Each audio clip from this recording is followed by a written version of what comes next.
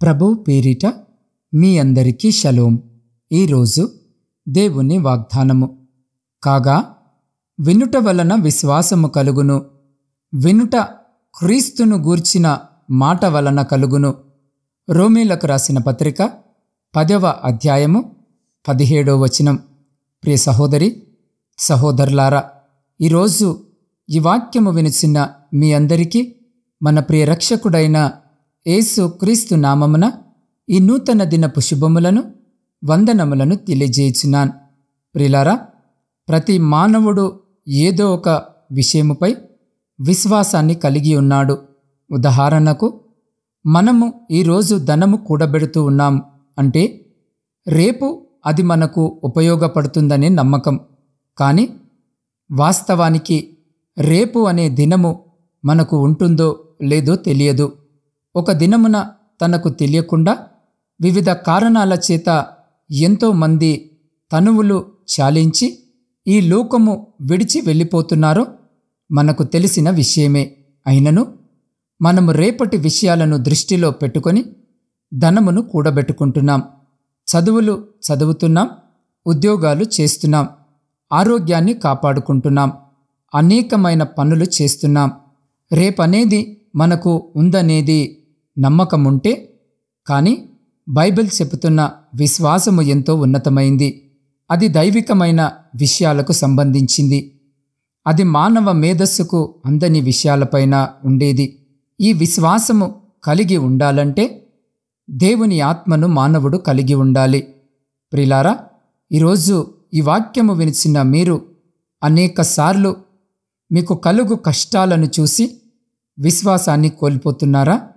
ఎవరు మిమ్మలను ఆదరించలేని స్థితిలో మీరున్నారని దుఃఖములో మునిగిపోయి ఉంటున్నారా?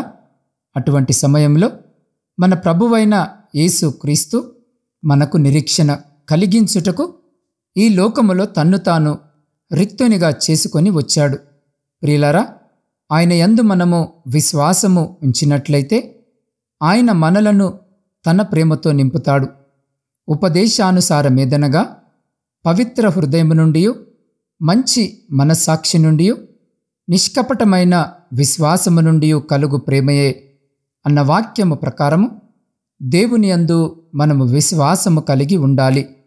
దేవుని యందున్న విశ్వాసము ద్వారా ప్రయోజనాలు కలుగుతాయి. ప్రియులారా, ఈ విశ్వాసం ఎలా మనలో కలుగుతుందని ఆలోచిస్తున్నారా?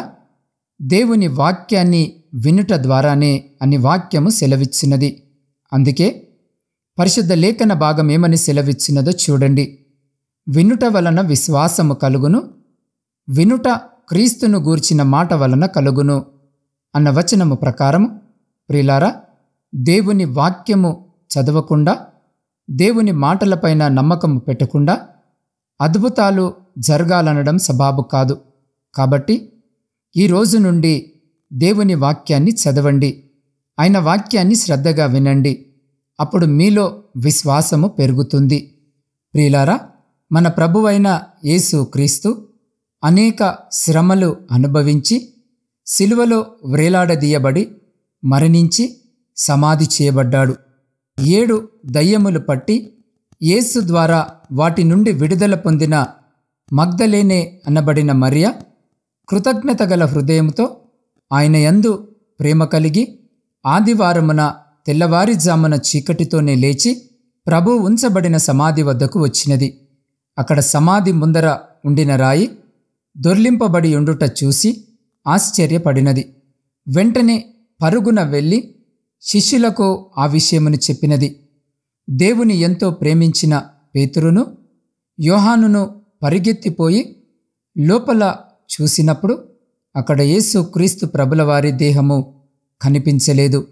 ఆయనకు చుట్టబడిన నారబట్టలు మాత్రమే విడిచి కనిపించినవి. శిష్యులకు ఏమీ అర్థము కాక తిరిగి వెళ్ళిపోయారు. కాని మరియ ఆ స్థలమును విడిచి వెళ్ళుటకు ఇష్టము లేక అక్కడే నిలువబడి ప్రభు కనిపించలేదు అని ఏడ్చుచూ ఉన్నది. ఆయన వాక్కు ప్రకారము దేవుని శక్తి ద్వారా పునరుత్థానుడై లేచిన యేసు ఆమె నిజమైన ప్రేమను గ్రహించి పునరుత్థానుడై మొదటిగా ఆమెకు దర్శనమిచ్చాడు. ఆయనతో కలిసి జీవించిన శిష్యులకు కూడా లభించని ఆ భాగ్యము ఈ పేద స్త్రీ పొందుకొనుటకు కారణమేమనగా, చూడకపోయినను ఆయన మీద ఆమె కలిగి ఉన్న నమ్మకము. దీనినే పౌలు భక్తుడు నిష్కపటమైన విశ్వాసము అని చెప్పుచున్నాడు. మరియు దేవునితో కలిసి పరిచర్య చేసిన మగ్దలేనే మరియ ఆయన మాటలను జాగ్రత్తగా విని స్థిరమైన విశ్వాసము కలిగి ఉన్నది. ప్రియులారా, ఈరోజు ఈ వాక్యము వినుచున్న మీ విశ్వాసము కూడా స్థిరముగా ఉండాలంటే మీరు కూడా ఆయన మాటలను జాగ్రత్తగా వినవలెను. మన అనుదిన జీవితములో ఏర్పడు పోరాటముల మధ్యలోనూ స్థిరముగా నిలిచియుండుటకు ఈ విశ్వాసము మనకు ఎంతో సహాయము చేస్తుంది. ప్రియులారా, అనేక సంవత్సరముల క్రితము ఒక సహోదరుని కుమార్తె ఒక సమయంలో అనారోగ్యము పాలై 10 నెలల బిడ్డ అయిన తన కుమార్తె మరణించిందని అందరూ అనుకున్నారు.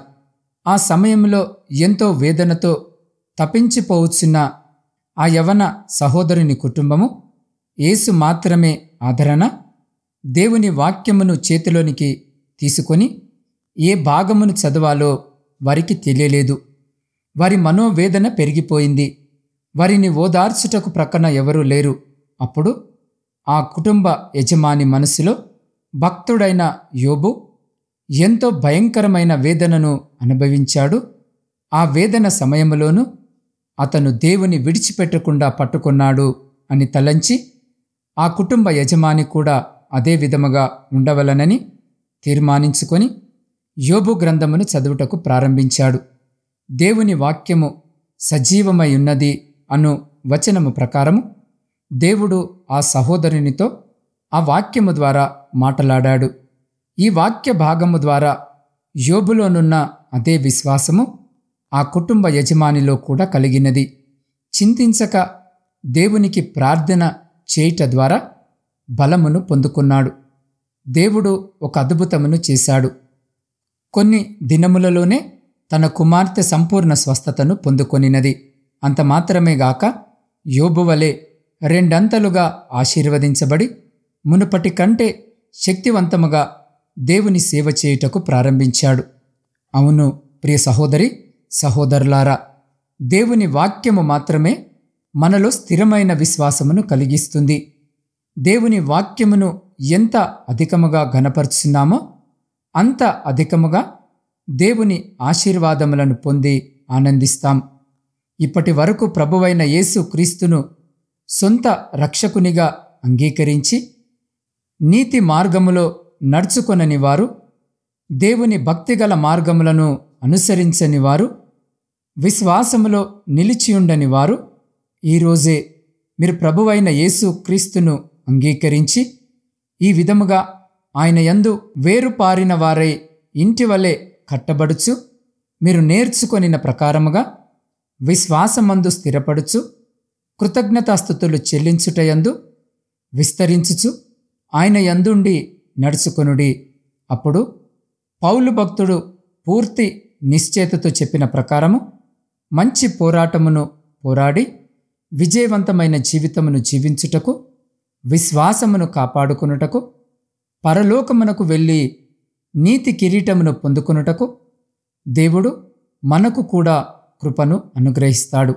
కాబట్టి ప్రియ సహోదరి సహోదరుడా, ఈరోజు ఈ వాక్యము వినిచిన మీరు దేవుని వాక్యమును విని మీ జీవితంలో విశ్వాసమును పెంచుకున్నట్లయితే నిశ్చయముగా మీ విశ్వాసము ద్వారా సంతానము లేని వారికి సంతానము, ఉద్యోగము లేని వారికి ఉద్యోగము, వివాహము కాని వారికి తగిన సమయమందు దేవుడు ఘనపరిచి మీ తదితర అవసరతలను తీర్చి దేవుడు మిమ్మును ఘనపరుస్తాడు.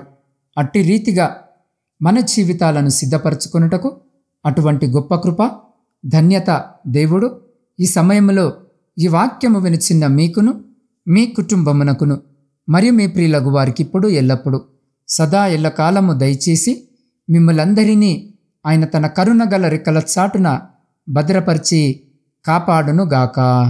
ఆమేన్. ప్రార్థన. అత్యున్నత సింహాసనముపై ఆసీనుడవైన కృపగల దేవా, మహిమగల రాజా, మీ పవిత్రమైన నామానికి స్తుతులు స్తోత్రాలు వందనాలను తెలియజేస్తున్నాం. అయ్యా, గడిచిన కాలమంతా మీ కృపలో భద్రపరిచి మరొక శ్రేష్టమైన దినమును మాకు బహుమానముగా దయచేసిన మీ బంగారు పాదములకు స్తుతులు స్తోత్రాలను చెల్లించున్నాం. అయ్యా, ఈ లోక జీవిత యాత్ర బహుమానము కొరకు పరిగెత్తవలసిన పందెము వలె ఉన్నది. ఈ లోక జీవిత ప్రయాణములో అనేక ఒడిదొడుకులు ఉన్నాయి. అయ్యా, అటువంటి స్థితిలో మేము నీ యందు మాత్రమే నమ్మకముంచి నీ వైపు మాత్రమే మా పరుగు పందెమును కొనసాగించినట్లు మాలో ప్రతి బిడ్డకు సహాయము చేయము. దేవా, విశ్వాసము లేకుండా మేము ఈ లోకములో జీవించలేము. దేవా, నీకు ఇష్టమైన జీవితమును జీవించుటకు అటువంటి మనస్సును మాకు అనుగ్రహించుము. దేవా, ఎటువంటి క్లిష్ట పరిస్థితులలోనూ నీ వాక్యమును విని దాని యందు విశ్వాసమును వీడకుండా నీలో స్థిరమైన నమ్మకము కలిగి జీవించుటకు దయను మాకు అనుగ్రహించుము. అయ్యా, మేము విశ్వసించుట ద్వారా నీ మహిమను మా జీవితంలో కనపరచుము. ఈరోజు మొదలుకొని మమ్మను ఉత్సాహపరిచి బలపరచుము. దేవా, నీ వాక్కులను విని మరియు దానిని చదివి నీ విచ్చు విశ్వాసములో బలపడి నీ ఆశీర్వాదములను పొందుకొనున్నట్లుగా మాలో ప్రతి బిడ్డకు సహాయము దయచేయమని నీ పాద సన్నిధిలో వేడుకొనుచున్నాం. దేవా, ఈ సమయంలో శారీరక మానసిక బలహీనతలతో బాధపడుతున్న ప్రతి బిడ్డ కొరకు ప్రార్థిస్తున్నాం. అయా, బిడ్డలందరినీ దినాన దర్శించండి. మా కోసం గాయపడిన మీ పరిశుద్ధమైన హస్తం బిడ్డలపై ఉంచి సంపూర్ణ స్వస్థతను దయచేయమని వేడుకొనుచున్నాం. దేవా, ఈరోజు జన్మదిన వివాహ వార్షికోత్సవాలు జరుపుకొంచున్న ప్రతి బిడ్డ కొరకు ప్రార్థిస్తున్నాం. నాయన, బిడ్డలందరినీ జ్ఞాపకము చేసుకుని వినూతన దయాకిరీటము బిడ్డలకు దయచేసి రాబోయే కాలమంతా కూడా సంతోషకరమైన జీవితము బిడ్డలకు దయచేయమని వేడుకొనుచున్నాం. దేవా, ప్రాముఖ్యముగా నా తండ్రి 10వ తరగతి పరీక్షలు రాస్తున్న ప్రతి బిడ్డ కొరకు ప్రత్యేకంగా ప్రార్థిస్తున్నాం.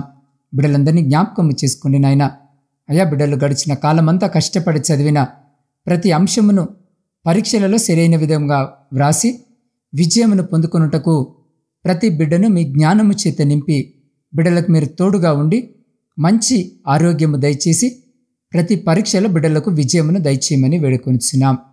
దేవా, ఈ సమయంలో ఈ ప్రార్థనలో ఏకీభవిస్తున్న ప్రతి బిడ్డ కొరకు ప్రార్థిస్తున్నాం. అయ్యా, ప్రతి బిడ్డ యొక్క హృదయవాంఛన ఎరిగిన దేవుడు వింటున్నావు. నాయన, ఏ బిడ్డ ఈ అక్కర ఈ అవసరత చేత మీ వైపు చూస్తున్నారో వారి ప్రతి ప్రార్థన మనవిని ఆలకించి వారి జీవితాలలో, వారి కుటుంబాలలో, ప్రాముఖ్యంగా వారి దాంపత్య జీవితంలో ఉన్నటువంటి ప్రతి లోటును, ప్రతి దుఃఖము, ప్రతి ఆయాసము, ప్రాముఖ్యముగా ప్రతి విధమైనటువంటి అంధకార సంబంధమైనటువంటి శక్తులన్నిటినీ మీ పరిశుద్ధ నామమున లయపరిచి బిడ్డలను మీరే దీవించి ఆశీర్వదించి తృప్తిపరిచి మీ కృపలో భద్రపరుచుకొని ముందుకు నడిపించమని సమస్త స్తుతి, ఘనత, మహిమ మీకే చెల్లించు మా రక్షకుడును మీ ప్రియకుమారుడైన యేసు క్రీస్తు జీవం కలిగిన నామమున ప్రార్థించి స్తుతించి అడిగి పొందుకొని ఉన్నాము తండ్రి. ఆమేన్.